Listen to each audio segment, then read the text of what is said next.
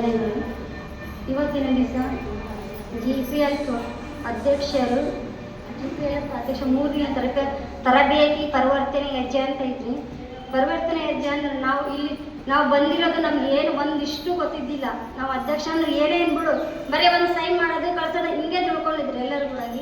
ನಾವು ಆ ಥರ ಅಲ್ಲ, ನಮ್ಮ ಜವಾಬ್ದಾರಿಗಳು ಏನು ಅನ್ನೋದು ತಿಳಿಸಿದ್ರು ನಮಗೆ. ನಾವು ಏನು ಜವಾಬ್ದಾರಿ ಕೊಟ್ರೆ ಇದನ್ನೆಲ್ಲ ನೋಡ್ಬೇಕಪ್ಪ, ನಾವು ಮಾಡಬೇಕು. ಮತ್ತೆ ಮುಂದೆ ಏನಾದ್ರು ಬಂದರೂ ನಮಗೆ ಎದುರಿಸೋ ಶಕ್ತಿ ಬರಬೇಕು ಅನ್ನೋ ಸಂಬಂಧ ಇಲ್ಲಿ ನಾವು ಬಂದು ನಿಂತು ಮಾತಾಡೋಷ್ಟು ನಮಗೆ ಇದ್ದಿಲ್ಲ. ಇಲ್ಲಿ ಬಂದಮೇಲೆ ನಾವು ಯಾವ ರೀತಿ ಮಾತಾಡಬೇಕು, ಯಾವ ರೀತಿ ಏನು ಎಲ್ಲ ಒಬ್ಬರು ವ್ಯಕ್ತಿ ಬಂದಾಗ ನಾವು ಯಾವ ರೀತಿ ಮಾತಾಡ್ಬೇಕು ಅನ್ನೋದು ಕೂಡ ಕಲಿಸಿದ್ರಿ ಇಲ್ಲಿ ಬಂದವರಾಗೆ.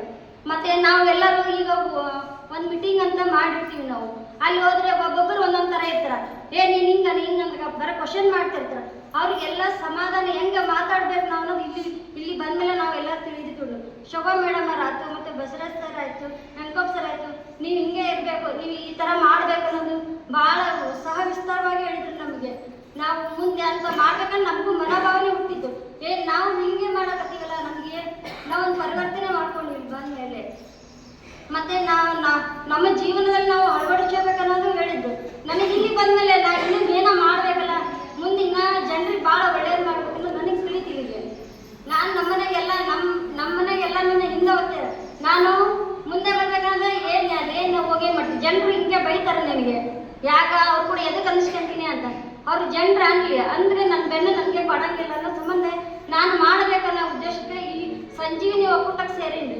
ನಾನು ಎಲ್ಲರನ್ನು ಕೇಳಿದೆ, ನನಗೆ ಒಂದು ಕೆಲಸ ಇದ್ರೆ ಹುಡುಕೊಡ್ರಿ ಅಂತೇಳಿ. ನಮ್ಮ MBK ಮೇಡಮ್ ಅವ್ರನ್ನ ನಾವು ಭಾಳ ಪ್ರೀತಿಯಿಂದ ನೋಡ್ತೀನಿ. MBK ಅವರು ಆಯ್ತಮ್ಮ ನಿನ್ಕೊಂಡು ನೋಡ್ತೀನಿ. ನಮ್ಮ ಮನೆ ಪರಿಸ್ಥಿತಿ ಕೇಳೋರು ಅಯ್ಯೋ ಅಂತಂದ್ರೆ ನನಗೆ ಅದರಿಂದ ನಾವು ಸಂಜೀವಿನಿ ಏನೋ ಒಂದು ಉಪಕಾರ ಮಾಡಬೇಕಲ್ಲ, ಜನರನ್ನ ಬಡ ಜನರನ್ನು ನೋಡಿ ಈಗ ನನ್ನ ಮನೆಗೆ ಬರ್ತಾರೆ ಸರ್, ನಮ್ಗೆ ಈ ಥರ ಆಗೈತೆ, ನಾವು ಏನಾದ್ರು ಮಾಡಿಕೊಡ್ರಿ ಅಂತ. ನಾವು ಅವಾಗ ಏನು ಮಾಡ್ತೀವಿ, ಆಯ್ತಮ್ಮ ನೋಡ್ತೀನಿ, ನಾನು ಮಾಡಿಕೊಡ್ತೀನಿ. ನಾವೆಲ್ಲರೂ ನಮ್ಮ ಸಿಬ್ಬಂದಿಗಳ ಹತ್ರ ಅಲ್ಲಿ ಹೇಳ್ತೀನಿ, ಅವರು ಮಾಡಂಗ್ರೆ ಅಂತ ಒಪ್ಪಿಗೆ ಮೇಲೆ ನಾವು ನಿಮ್ಗೆ ಇದನ್ನು ಮಾಡ್ತೀವಿ ಅಂತ ನಾವು ಹೇಳ್ತೀವಿ. ಸಂಜೀವಿನಿ ಅಂದರೆ ಸಂಜೀವಿನಿ ಅಂದರೆ ನಾವು ಜೀವ ಕೊಡ್ತೀವಿ. ಒಂದು ಮನುಷ್ಯಗೆ ಜೀವ ಕೊಡೋದದು, ನಾವು ಜೀವ ತೆಗೆಯೋದಲ್ಲ. ಒಬ್ಬ ವ್ಯಕ್ತಿ ಬಂದಾಗ ನನಗೆ ಇಷ್ಟು ಕಷ್ಟ ಆಯ್ತು ಅಂದ್ರೆ ನನ್ನ ಕೈಲಿ ಆಗಲಿಲ್ಲ ಅಂದ್ರೆ ಬೇರೆ ಕೈಲಿ ಆಗುತ್ತಂದ್ರೆ ನಾವು ಬಿಡಿಸಿ ಕೊಡಬೇಕು ಅಂತ ನಮ್ಮ ಮನೋಭಾವನೆ ಅಧ್ಯಕ್ಷರಲ್ಲಿ ಇರಬೇಕು. ನಾವು ಸಿಬ್ಬಂದಿಗಳ ಅಧ್ಯಕ್ಷ ಆಗಲಿ, ಕಾರ್ಯದರ್ಶಿ ಆಗಲಿ, ಖಜಾಂಚಿ ಆಗಲಿ, ಇವರೆಲ್ಲರೂ ನಾವು ಒಮ್ಮತೆ ಇರಬೇಕು. ನಾವು ಒಂದೇ ಮಾತಿರಬೇಕು. ಫಸ್ಟ್ ನಾವು ಮಾತಾಡಬೇಕು. ಹಿಂಗೆ ನಾವು ಮಾತಾಡ್ಬೇಕಂದ್ರೆ ಅಯ್ಯಪ್ಪ ಬ್ಯಾಡ ಅನ್ನೋಕ್ಕಿದ್ರೆ ನಾವು ಏನು ಬ್ಯಾಡ ಅಂತೀನಿ ಅದು ವಿಚಾರ ಮಾಡಬೇಕು. 10 ಸಲ ವಿಚಾರ ಮಾಡಿ ಒಂದು ನಿರ್ಧಾರ ತಗೋಬೇಕು. ಯಾವುದೇ ಮನೆತನಗೆಲ್ಲ ಅಷ್ಟೇ. ಈಗ ಇಬ್ರು ಹೇಳ್ತಾರೆ ನಾನು ಒಬ್ಬಕ್ಕೆ ಸರಿ ಅಂತ ಅಲ್ಲ, ಅವ್ರ ಒಪ್ಪಿಗೆ ಇದ್ರಷ್ಟೇ ಮಾತ್ರ ನಾವು ಮುಂದಕ್ಕೆ ಇಲ್ಲಾಂದ್ರೆ ಹೋಗೋಕ್ಕಾಗಂಗಿಲ್ಲ. ಅಂತಾಗಿ ನಾನು ಉದ್ಯೋಗ ನನಗೆ ಎಲ್ಲರೂ ಹಿಂದೆ ಹೇಳ್ತಾರೆ. ನಾನು ಟೇಲರಿಂಗ್ ಮಾಡ್ತೀನಿ, ಕ್ಲಾಸ್ ಹೇಳ್ತೀನಿ, ಊರಾಗೆಲ್ಲ ಸಂಜೆಯಲ್ಲಿ ಕೆಲಸ ಮಾಡೋಕ್ಕೆ. ನೀನು ಎಲ್ಲದೂ ಕಟ್ಟಾಡ್ತಾನೆ, ನನಗೆ ದೊಡ್ಡ ಪಗಾರ ಇರ್ತೇನೆ ಅಂತ. ನಾನು ಪಗಾರಕ್ಕೋಸ್ಕರ ದುಡಿಯೋತಾ ಇಲ್ಲ, ನನ್ನ ಆತ್ಮವಿಶ್ವಾಸಕ್ಕೋಸ್ಕರ ದುಡಿತೀನಿ ಅಂತ ಹೇಳ್ತೀನಿ.